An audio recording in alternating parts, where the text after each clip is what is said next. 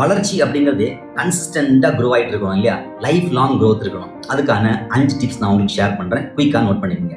First, keep learning. ஒரு புத்தகம் வாசிக்கிறதா இருக்கலாம், ஒரு வீடியோ பார்க்கறதா இருக்கலாம், அல்லது ஒரு பாட்காஸ்ட் லிசன் பண்ணுறதா இருக்கலாம். இன்ட்ரெஸ்ட் மட்டும் காம்பவுண்ட் ஆகாதுங்க, நம்மளுடைய நாலேஜும் காம்பவுண்ட் ஆகிறத பார்ப்பீங்க. ரெண்டாவது, ரிஃப்ளெக்ட் ஆஃபன். ஒரு நாளைக்கு 5 நிமிஷம் டைம் எடுத்து நீங்கள் இன்னைக்கு என்ன லேர்ன் பண்ணீங்க, எந்த ஏரியாவில் உங்களுக்கு இம்ப்ரூவ் பண்ண முடியும் அப்படிங்கிறத கொஞ்சம் கவனம் செலுத்துங்க. மூன்றாவது, surround your self with growth minded people.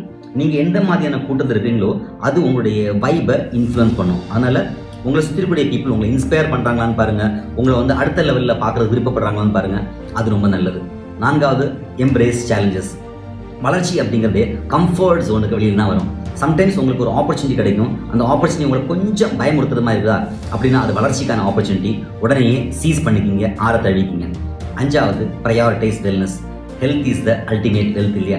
ஒரு ஹெல்த்தியான பாடியில் ஷார்ப்பான மைண்ட் இருக்கும். அதனால் மூவ் பண்ணுங்கள், எக்ஸசைஸ் பண்ணுங்கள், நல்லா சத்தான உணவு சாப்பிடுங்க, கொஞ்சம் டைம் எடுத்து ப்ரீதிங் அல்லது மெடிடேஷன் பண்ணிக்கங்க.